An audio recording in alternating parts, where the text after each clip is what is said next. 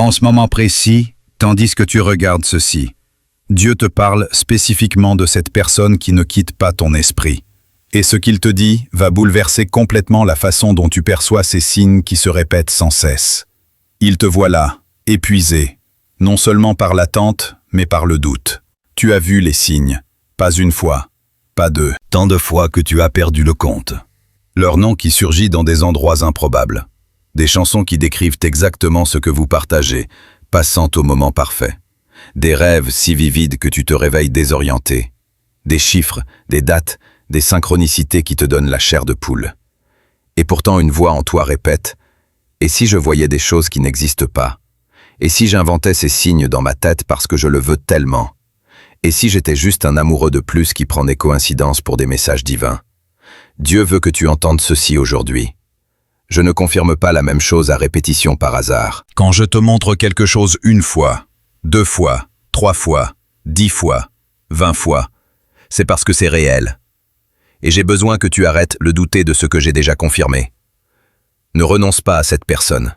Pas par entêtement, mais parce que Dieu te l'a confirmé tant de fois que si tu abandonnes maintenant, tu abandonneras ce qu'il a lui-même placé sur ton chemin. Mais Seigneur, dis-tu, si tu l'as confirmé tant de fois, pourquoi est-il si distant? Pourquoi ne tend-il pas la main? Pourquoi tout ce silence? Pourquoi ai-je l'impression d'être invisible à ses yeux? Et Dieu répond, « Mon fils, ma fille, laisse-moi t'expliquer quelque chose sur ma façon d'agir qui va tout changer. Quand je te confirme quelque chose à répétition, ce n'est pas pour que tu cours après désespérément en essayant de forcer les choses. C'est pour que tu aies assez de conviction pour attendre avec foi pendant que je travaille son cœur. Sais-tu pourquoi Dieu doit te donner tant de confirmation? Parce qu'il sait que son silence arrive. Il sait qu'il y aura des jours où tu regarderas la situation et penseras qu'il n'y a plus d'espoir. Il sait que ton esprit t'attaquera avec des pensées comme « tu perds ton temps, il t'a oublié, tu es pathétique ». Et quand ces jours viendront, ces confirmations seront l'encre qui te maintiendra stable. Chaque signe que Dieu t'a donné n'était pas un divertissement. C'était une munition spirituelle. Du carburant pour les jours arides. Un rappel qu'il est aux commandes même quand rien ne semble bouger. Maintenant, il y a quelque chose que tu dois comprendre pour t'épargner une immense souffrance. Penses-tu être le seul à recevoir des signes? Dieu dit, « Crois-tu que je ne parle qu'à toi de cela? Non, j'envoie aussi des signes à l'autre. La différence, c'est que toi tu as prêté attention, tandis qu'il lutte contre les signes avec une force désespérée. Chaque fois que tu surgis dans son esprit sans raison au milieu de la journée, chaque fois qu'il voit quelque chose qui lui rappelle toi et ressent cette oppression inexplicable dans la poitrine, chaque fois qu'il essaie de se convaincre qu'il a tourné la page et qu'une voix intérieure crie que c'est un mensonge. Chaque fois qu'il se réveille d'un rêve à ton sujet et reste perturbé toute la journée, c'est Dieu qui lui confirme de la même manière qu'à toi. Sauf que toi, tu as accepté les confirmations et t'es abandonné à ce que tu ressens, tandis qu'il est encore dans la phase du déni. Et le déni, comme Dieu le sait, est un processus douloureux et long. Il regarde les signes et les ignore délibérément. Il sent l'appel dans son cœur et se force à détourner ses pensées. Il veut te contacter et retient sa main de saisir le téléphone. Pourquoi? Parce qu'il a peur. Peur que se rendre à toi signifie perdre le contrôle. Peur que tu vois les parties brisées de lui qu'il cache à tous. Peur que ce que vous avez soit si intense que s'il ne marche pas, il ne survivra pas à la douleur. Les gens profondément blessés préfèrent la souffrance familière de la solitude au risque inconnu d'aimer à nouveau. Alors ils choisissent le silence, non parce qu'ils ne tiennent pas à toi, mais parce qu'ils tiennent trop et ne savent pas comment gérer cela. Et voici ce que Dieu veut que tu comprennes. Ce silence ne concerne pas toi, il concerne lui. Il concerne la guerre intérieure entre ce que son cœur veut et ce que son esprit craint de perdre. Pendant que tu interprètes le silence comme un rejet, Dieu voit le silence comme un traitement. Il traite des sentiments qu'il ne comprend pas. Il traite des peurs qu'il ne peut nommer. Il traite la possibilité terrifiante que peut-être tu es exactement ce qu'il a toujours demandé à Dieu dans ses prières secrètes. Et Dieu travaille ce processus. Chaque jour de silence n'est pas un jour perdu. C'est un jour où il enlève une couche de peur, une croyance limitante, une barrière qui l'empêche de se rendre à ce qui est réel. « Mais Seigneur, demandes-tu, Combien de temps encore devrais-je endurer cela? Combien de temps encore verrai-je des signes sans voir d'action? Et Dieu te donne une réponse honnête, jusqu'à ce qu'il soit prêt. Et il sera prêt quand j'aurai fini de guérir ce qui doit l'être. Quand j'aurai fini de renforcer ce qui doit l'être, quand il comprendra enfin que fuir toi, c'est fuir son propre destin. Mais d'ici là, prête attention à cette parole prophétique que Dieu libère. Chaque nouvelle confirmation que tu reçois n'est pas seulement pour t'encourager. C'est un signe qu'il avance d'une étape dans son cœur. Tu sais quand soudain tu vois son nom 3 fois dans la même journée, c'est parce que ce jour-là, Dieu a touché quelque chose de profond en lui. Tu sais quand tu fais un rêve vif à son sujet, c'est parce que cette nuit-là, il lui a aussi parlé en rêve. Et vos esprits avaient besoin de se reconnecter sur le plan spirituel pour renforcer le lien. Dieu dit que les confirmations sont simultanées. Je ne te confirme pas pendant qu'il t'oublie. Je te confirme exactement quand je travaille le plus intensément sur lui. Alors quand tu vois un signe, ne t'angoisse pas en voulant le poursuivre. Sois reconnaissant car ce signe signifie qu'à cet instant, où qu'il soit, Dieu fait quelque chose de puissant dans son cœur que tu ne vois pas encore. Maintenant, laisse-le te dire quelque chose qui te donnera la paix. Ces confirmations répétées que tu reçois ont un double objectif. D'abord, Dieu veut s'assurer que quand il reviendra enfin, tu ne douteras pas que c'est lui qui l'a ramené. Parce que s'il n'avait pas confirmé tant de fois, tu penserais que c'est le hasard, la coïncidence ou ton propre effort. Mais il confirme à répétition pour que quand cela arrive, tu saches avec une certitude absolue que c'était une intervention divine. Ensuite, pour te préparer à ne pas abandonner dans les moments les plus durs. Et ces moments viendront. Il y aura des jours où le silence fera si mal que tu voudras bloquer, supprimer, disparaître. Il y aura des moments où tu le verras avec d'autres et la jalousie te consumera. Il y aura des nuits où tu te sentiras stupide de continuer à croire. Et dans ces moments, tu reviendras aux confirmations. Tu te souviendras du jour où tu as vu son nom 3 fois de suite. Tu te souviendras de ce rêve prophétique. Tu te souviendras de cette chanson qui a joué quand tu as demandé un signe. Et ces souvenirs te tiendront ferme quand tout criera de lâcher prise. Mais et si je me trompe d'interprétation, demandes-tu? Et si ces signes ne sont pas ce que je pense? Et Dieu répond, mon fils, ma fille, je connais ton cœur. Je sais quand tu forces des interprétations par désespoir. Et je sais quand tu reconnais vraiment ma voix. Et si tu es arrivé jusqu'ici, si tu crois encore malgré tout, ce n'est pas de l'entêtement. C'est mon esprit en toi qui confirme que ce que tu ressens est réel. Réfléchis. Penses-tu pouvoir maintenir cette espérance vivante si longtemps, si c'était seulement ta volonté? Penses-tu pouvoir résister à toutes les voix qui te disent d'abandonner s'il n'y avait pas quelque chose de plus grand qui te soutient? L'espérance qui vient seulement de toi meurt vite. L'espérance qui vient de Dieu résiste à toute tempête. Et la tienne est encore vivante. Blessée, fatiguée, parfois presque mourante, mais vivante. Et c'est la preuve que Dieu la nourrit, car il ne nourrirait pas une espérance qui ne se réalisera pas.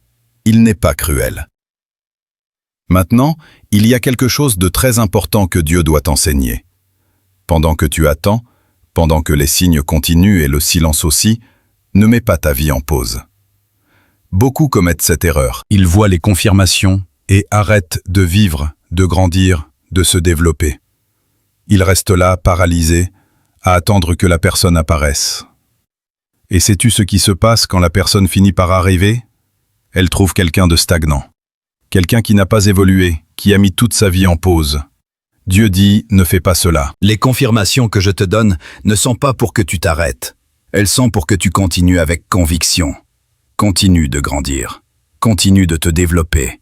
Continue de devenir la meilleure version de toi-même. Parce que quand il viendra, il doit trouver quelqu'un de vibrant, de complet, qui a une vie riche et veut simplement la partager. Pas quelqu'un de vide qui attend d'être comblé. Je sais que cette attente te vide parfois de l'intérieur, qu'il y a des nuits où tu te demandes si cela vaut encore la peine de croire, d'attendre. Et c'est précisément dans cet épuisement émotionnel, dans cette lassitude de porter une espérance que personne d'autre ne comprend, que beaucoup finissent par renoncer à l'amour que Dieu leur a préparé. Mais il existe un chemin pour traverser ce voyage, avec plus de clarté, plus de force intérieure. avec la certitude que tu n'es pas seul dans ce processus. Il existe une voie qui peut transformer cette attente douloureuse en un temps de préparation profonde. Pas seulement pour recevoir cet amour, mais pour être vraiment prêt à l'accueillir. Si cela résonne dans ton cœur, j'ai laissé un cadeau spécial dans le premier commentaire épinglé. Quelque chose qui pourrait faire toute la différence dans ce voyage que tu vis. Utilise ce temps d'attente pour te renforcer, guérir tes propres blessures, développer ton intimité avec Dieu, construire la vie que tu veux avoir quand il sera enfin à tes côtés. Car le plus beau cadeau que tu puisses lui offrir à son arrivée, c'est toi, entier, guéri, mûr, prêt. Et il se passe quelque chose de magnifique quand tu fais cela. Plus tu grandis, plus tu guéris, plus tu te développes, plus vite Dieu peut travailler sur lui, car vous êtes spirituellement connectés. Quand tu t'élèves, cela crée une pression spirituelle pour qu'il s'élève aussi. Quand tu guéris, des chemins de guérison s'ouvrent pour lui. Tout est interconnecté. Ainsi, chaque fois que tu travailles sur toi, tu accélères en réalité son processus. Pas de manière manipulatrice, mais de manière naturelle, spirituelle, divine. Maintenant, prête attention car c'est une parole prophétique que Dieu libère. Dans les temps à venir, les confirmations augmenteront en fréquence et en intensité. Tu verras des signes encore plus clairs, des coïncidences encore plus impossibles, des moments où tu auras la certitude absolue qu'il orchestre tout. Et quand cela commencera, ne désespère pas en voulant précipiter les choses. C'est un signe que tu entres dans la dernière ligne droite. C'est un signe que le travail que Dieu fait sur lui atteint les étapes finales. C'est un signe que la résistance craque et que la reddition est proche. Mais d'ici là, jusqu'au moment de la réunion, Dieu a besoin que tu fasses quelque chose pour lui. Prie pour lui différemment. Arrête de prier en demandant qu'il te contacte.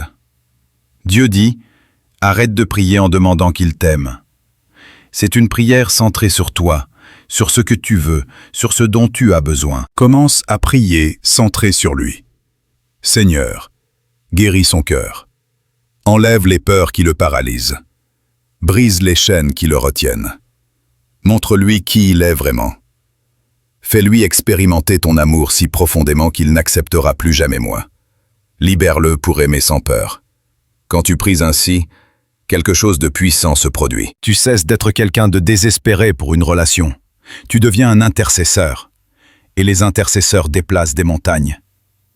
Et à propos de prier différemment, de transformer cette attente en vraie croissance, souviens-toi de ce que j'ai mentionné plus tôt. C'est là, dans le premier commentaire épinglé, qui t'attend.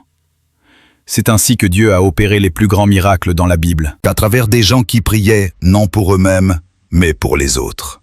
Abraham a intercédé pour Sodome. Moïse a intercédé pour Israël. Jésus a intercédé pour l'humanité. Et quand tu intercèdes pour la personne que tu aimes, tu actives un pouvoir spirituel qui accélère des processus qui prendraient des années. Souviens-toi de l'histoire de Job. Il a tout perdu et souffert pendant des années. Mais sais-tu quand tout a changé? Quand il a prié pour les amis qui l'avaient jugé et blessé. Au moment où Job a détourné l'attention de lui-même et intercédé pour les autres, Dieu lui a rendu le double de tout ce qu'il avait perdu. Dieu te demande aujourd'hui, veux-tu que je restaure ton histoire d'amour? Alors intercède pour lui. Même quand cela fait mal, même quand il t'ignore, même quand il semble ne pas le mériter. Car l'amour qui intercède est un amour qui surmonte toute barrière. Maintenant, il sait que tu veux savoir quand il apparaîtra, quand le silence se brisera, quand les confirmations se transformeront en réalité concrète. Et Dieu te dira la même chose qu'à tous ceux qui posent cette question. Je ne travaille pas avec des calendriers. Je travaille avec la préparation. Quand tu seras prêt et qu'il sera prêt, il n'y aura pas une seconde de plus. Mais il te donnera quelque chose de mieux qu'une date, des signes internes que c'est proche. Il viendra un moment où tu te réveilleras et ne ressentiras plus cette angoisse suffocante dans la poitrine. Tu penseras à lui, et au lieu du désespoir, tu ressentiras la paix. Une paix étrange, surnaturelle, qui n'a pas de sens puisque rien n'a changé extérieurement. Dieu dit que cette paix est le signe que la préparation en toi est achevée. Tu arrêteras de vérifier compulsivement ces réseaux sociaux, Tu arrêteras de trouver des excuses pour passer là où il va. Tu ressentiras une liberté intérieure qui ne vient pas d'avoir oublié, mais d'avoir enfin tout remis entre les mains de Dieu. Cette liberté, dit-il, est le signe que tu m'as enfin vraiment fait confiance. Et quand ces signes internes apparaîtront, prépare ton cœur. Car quand tu te reposeras enfin dans l'attente, c'est là que Dieu commencera à tout bouger pour que la rencontre ait lieu. Le signe que c'est proche n'est pas qu'il te contacte. Le signe que c'est proche, c'est toi qui as enfin la paix même s'il ne t'a pas encore contacté. Car cette paix prouve que ton cœur a enfin lâché le contrôle et fait confiance au timing de Dieu. Et quand il viendra, et il viendra, ce ne sera pas cette personne indécise qui t'a traité avec indifférence. Ce sera quelqu'un de transformé. Quelqu'un qui a enfin compris ce qu'il a failli perdre. Quelqu'un qui vient humble, brisé, prêt à construire quelque chose de vrai. Il arrivera en demandant pardon d'avoir tant tardé, en demandant pardon de t'avoir ignoré, en demandant pardon d'avoir lutté contre quelque chose d'évident. Et quand tu regarderas dans ses yeux, tu verras une personne complètement différente de celle qui t'a quitté. Dieu dit, parce que je ne l'ai pas seulement ramené, je l'ai transformé en chemin. Et à ce moment-là, tu regarderas en arrière et comprendras parfaitement pourquoi tu as dû attendre, pourquoi cela a dû faire mal, pourquoi tu as dû voir tant de signes sans voir d'action. Car s'il était revenu plus tôt sans la transformation, vous auriez répété les mêmes erreurs. Mais maintenant vous êtes tous les deux prêts pour quelque chose d'éternel. Si tu en as assez de répéter les mêmes schémas, d'attirer toujours le même type de personne ou de situation, peut-être est-il temps de regarder à l'intérieur et de comprendre ce qui doit être guéri en toi d'abord.